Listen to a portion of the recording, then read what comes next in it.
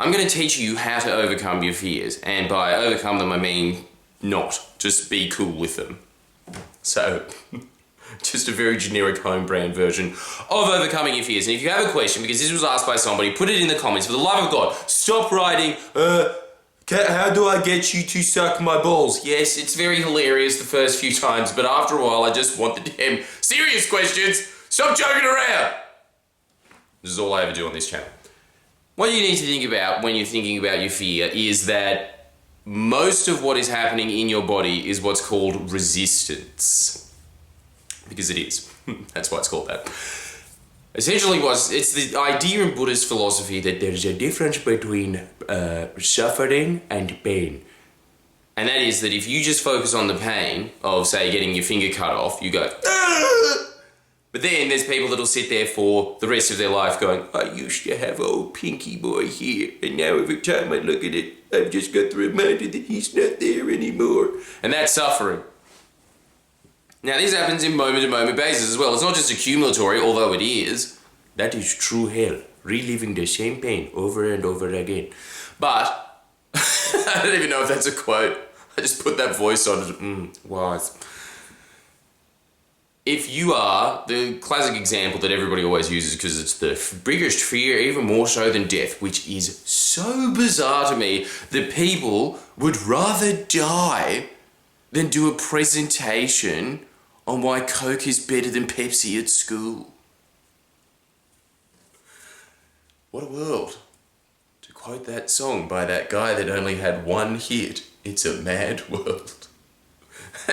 And so, what happens when you're going up on stage is that your heart starts beating erratically and you start getting sweaty palms and you go, oh no, people are gonna judge me. Even though that's my whole job. Still, even though it's my whole job to go on stage, I have this thing of, why don't people come see me? Couldn't they just give me money and get no service in return? You get that feeling every time. Now, there's ways that you can counteract it, such as reinterpreting the feelings that you're having. So before you go on, so the fact that you've got knees weak, arms are sweaty, all that stuff, that is also could be reinterpreted as being extremely excited about something about to happen. Think about the first time you got laid, huh? I think there's probably about 20% of the people here that are a little bit too old that should have been laid by now going, You're so right. This channel's just me coming into laughing at people's deficiencies. But I laugh at my own sometimes, but nowhere near as much as yours. Thanks for the free entertainment.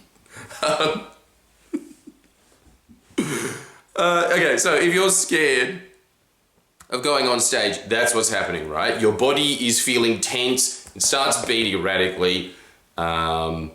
What else happens? Your mind starts to rush really quickly, just go, oh, what if people don't like it? Every time you go up. Even though I've done my current stand-up show over 50 times at this point, it's still just like, what if I bomb? That is just irrationally what happens in your mind. As soon as your mind is faced with a threat, it just goes into overdrive and starts panicking. It's just that little scene when there's a core meltdown in any film of everyone going, ah! That's what happens in your brain. The way that you beat that, now there's a million techniques that'll help it, but the thing that I think that is the first thing that you need to do, the first call of action, anytime you're scared about anything, anytime you have a fear, is you embrace it. You embrace the fear. And then what happens after that is your mind starts calming down. And how do you embrace it? Pretty much all that happens is you acknowledge it, aka non-resistance. You don't resist the fact that you're scared. You just sit there and groove on that feeling.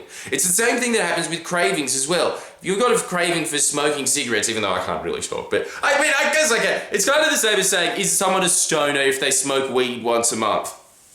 The answer is yes. So, yep, I'm a filthy smoker. But I used to be a pack-a-day smoker. Not a pack-a-day smoker, but, you know, like every few days I go, oh, fuck, man. Time for the ground food with you. Yep. Oh, nice. Half of one. There's some Irish backpacker smoked. Now I've got herpes. Worth it. That was my life. And now every now and then, just while I'm just at a pub or something like that, and then someone goes, you want a cig? I'll go, yes! But most of the time, the way that I was able to get off it is just by acknowledging the fact that you just sit there with your cravings, with your fear, and you just dwell on the feeling. So, if you wanted a quick coffee, for instance, And that's what happens because I've noticed that the more that you drink it, which is just something that I do because it just makes you more conversational sometimes when I just have to do a podcast or something like that. What happens is and it makes you want to shit, no? That had a little Italian face. Ooh. Which is pretty much the same as a Japanese person. And let's be honest, they're the same people. Super Mario, prove me wrong. They always, at that point of having, you can feel your brain because it's a highly addictive substance, just be like, yeah, just give more.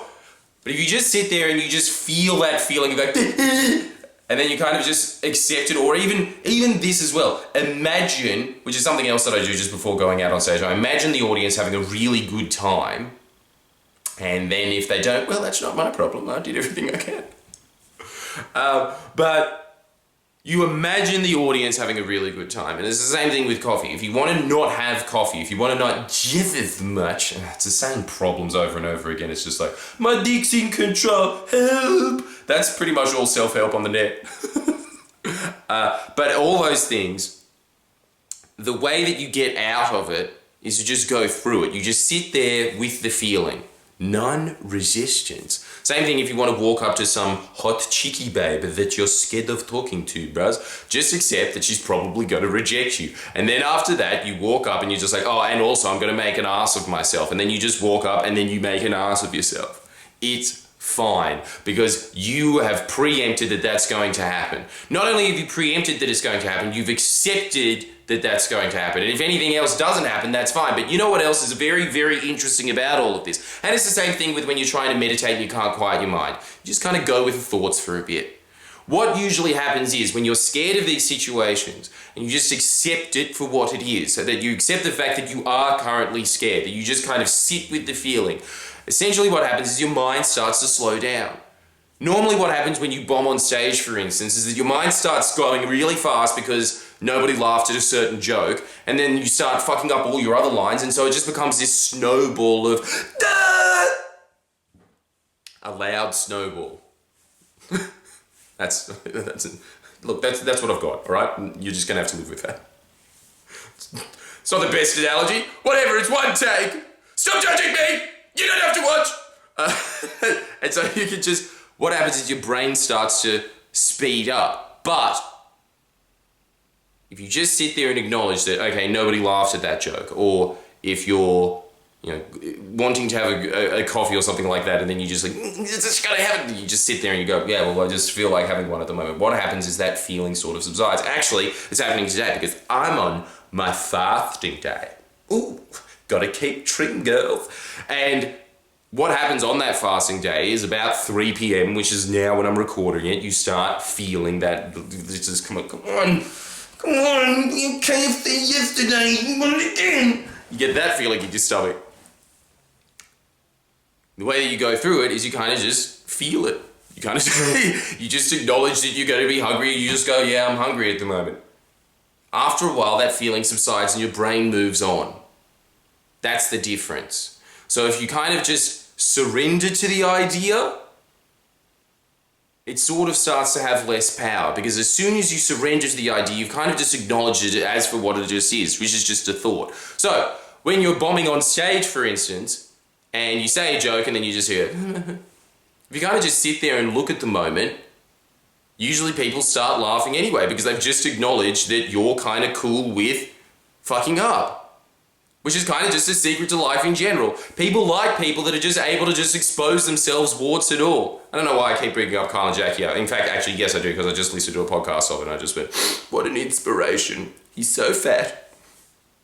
But he was saying exactly the same thing in it. Which is that people are attracted to people who are not afraid to expose anything about themselves. And so the thing is, what happens is if you resist an idea, that becomes very obvious in your psychology. Other people start sensing it as well, and they start tensing up. Remember how we talked about state transferal maybe a year ago? Which is that whatever you're feeling is what other people start to feel. And you can reverse that by vibing, and focus on the other person, and by focusing on the other person, ironically, you start to give off a better vibe as well, and also a vibe that is more favourable to them. Look, anyway, we did that in another video. That's in the past. This one for now is the idea of non-resistance. which is the opposite feeling of what I was just stating. So I don't know why I brought that up, just to confuse you. They, in those situations, when you're feeling that moment, and you kind of just sit there silently stewing on it. All of these things are very hard to describe unless you've actually experienced it, okay? But the best way I think that it's worked in my mind is the idea of non-resistance. Every time I hear that phrase, it works for me. Something else might work for you, so, such as acceptance, such as acknowledgement, or any of those kind of ideas. But just the idea that once something is in your head, just accept that it's there. Groove on it, man. And then what happens after that, and this happens with fears and cravings, after what happens is that thought starts to lose its power. Because you've just acknowledged it for what it is, which is just a sudden ping of emotions in your body going, and you just sit there and you go, oh, isn't that interesting? You know, the other thing that I start doing before I go on stage, when your heart starts beating really erratically, is this idea of breathing through your heart, which is that you just acknowledge that your heart, you try and breathe through it. That's the only way that I can describe it. You know when people say, breathe through your stomach, you can just try and breathe through your heart because you can feel it tensing up. You're just forcing it to loosen because you're just dumping oxygen into it, just going, get in there, and you go, and then you start calming down again. In fact, it's all about, this is just a very quick trick of getting yourself more present and in tune with the moment, because as soon as you're in your head, you're dead. Remember that. In fact, write it down. When you're in your head, you're dead. In any situation, whenever you're feeling fearful, when you start feeling your mind racing, just get that one phrase in your head, non-resistance. Write that down as well. And write me down some questions. So, more homework just to help me. This is a very selfish teaching experience, isn't it? And furthermore, like the video and be nice to me in the comments. Don't write anything mean at all, ever. I can't handle it. From a guy that has a self-help channel. See you guys. We have fun, don't we?